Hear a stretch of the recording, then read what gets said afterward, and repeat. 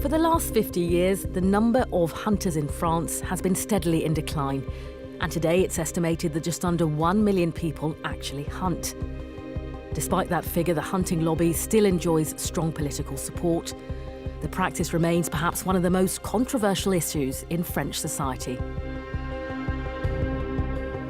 Hello and welcome to this week's edition of France in Focus.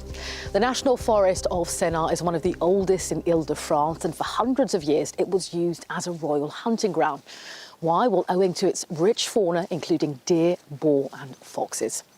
Well, today you might say that not much has changed because most Thursdays the National Office of Forest still organises hunting sessions here. For those against the practice, it's both brutal and dangerous. Walking in the woods has become an increasingly rare pleasure for Audrey, an anti-hunting activist. I stay at home at the weekend. I can hear gunshots from my house, so naturally I don't go out.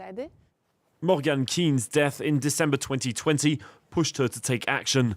He died just a few kilometres from here. Morgan was killed while he was chopping wood in his garden. The hunter mistook him for a wild boar. We kept seeing in the press that all safety rules had been respected on that day.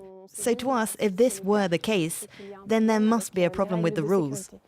After the tragedy, she got together with 3 other friends of Morgan's and set up a group called One Day, One Hunter. Their aim is to record and document all hunting-related incidents and spread the word. We sometimes receive up to 30 testimonies a week. This is a young woman who was shot in the foot with a large caliber bullet. It went through her foot. This is the sole of her shoe. That same season, 7 other people died and 82 were wounded. Last year we had some stickers made, which are a new take on the signs hunters put up telling people to watch out. We believe it's up to the hunters to be careful, not the people who are out on a walk. The collective launched an online petition demanding a ban on hunting on Wednesdays and Sundays. After it reached the 100,000 signature threshold, it was considered by a Senate committee, and the government has adopted some new measures.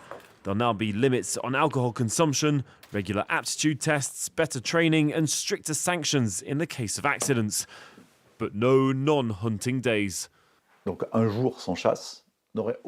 A non-hunting day wouldn't have an effect on the number of accidents. The number of accidents is related to the number of bullets fired.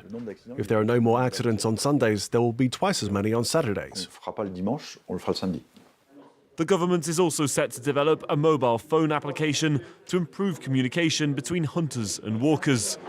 Damien Bernier and his group already use an app, but he isn't convinced that it should be made compulsory. Some hunters are quite elderly. It'll be complicated for them to use. Michael Albier created his own application, which registers the areas covered by the hunt. Walkers who have the app receive a message if they approach the zone, while hunters also receive a warning if someone is nearby. Back in March last year, my wife wanted to go for a walk, but she didn't dare because we were hunting. It didn't feel right to me. I tried to find a solution so that she doesn't have to fear for her safety, or at least to reassure her. There's an alert. For your information, someone's entered the area. Activists say that the app system is tasking walkers with bearing the responsibility for their own safety, and that they, unlike the hunters, are not part of the danger. Well, for many in favour of hunting, the activity is not only a legitimate hobby, it's also a way of protecting biodiversity. Some hunters, for example, claim that they are keeping a watchful eye over different species or evaluating potential health risks. Not everyone, though, is buying that explanation. High in the hills, this group of around 20 people has gathered at a hunting post. Today, they're searching for deer and wild boar. We look out for tracks on the ground, where the animals have passed often. The French government says animal overpopulation is a threat to wildlife and vegetation, as well as human activity. France spends almost 100 million euros a year on damage to forestry and farmland. Hunters say they provide a sustainable method to manage wildlife populations in order to preserve biodiversity. Our role is not to kill off populations. On the contrary, it's to maintain a balance. We're attentive all year round to how populations are evolving. For Elise, hunting is not just a hobby, but a way of life. She says shooting is just one small part of the overall effort to protect the environment. C'est Jean-Jacques qui a tiré, qui est juste derrière, je pense. Today, a young deer was killed. It's tagged and registered as the species is subject to quotas. Failure to respect them would be poaching. The animal is weighed and butchered, then put into cold storage. It will be eaten. We're not going to kill an animal just to throw it away. That for me isn't right. I see killing like this as a responsible act. I kill the animal to eat it. I'd rather do that than go and buy meat from who knows where. Far from the wild surrounds of the hills, cages stretch as far as the eye can see. These images, obtained by an anti-hunting activist, show game crammed inside.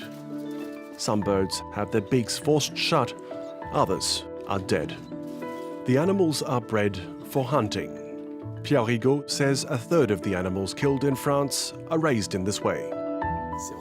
Game farming is modeled on industrial poultry farming. Once the animals are in the wild, they are completely lost because they don't know how to find food. They're less resistant to disease and can't cope with bad weather. Most, in fact, don't even survive to be killed by hunters. Millions of these farmed animals are released into the wild, and they find themselves alongside wild animals which can transmit diseases. Animal rights groups also condemn certain hunting techniques which they see as cruel, such as venery or sport hunting.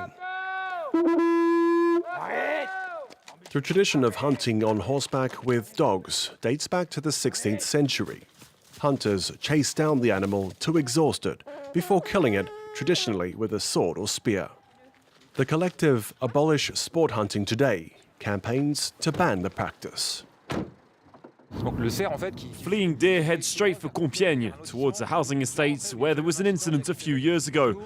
Our job is to anticipate, to stand at the entrance to the town, to warn residents and to be able to film if hunters cross a line or engage in illegal behaviour. In one of the largest forests in France, a long game of cat and mouse gets underway. While the hunters track the animals, the activists track the hunters. Between the two, dialogue seems impossible. Qu'est-ce qu'il y a échangé avec des gens qui sont là dans la lutte des classes et pas du tout les animaux. Alors, ils savent même pas ce que c'est qu'un cerf. Quand ils sont découpés, vous les connaissiez mieux que moi. Comment arracher la peau, vous savez faire mieux que moi, je pense. Dépecer, vous savez faire mieux que moi. The hunters defend their practice. They say they're upholding a French tradition. No deer were killed on this outing, but for the activists, the damage is done. Even if the deer got away, they're now exhausted. It's going to take them days to recover after being chased by these people. More than 20 million animals are killed every year by hunters. But a lack of more precise data means some species are not included in the statistics.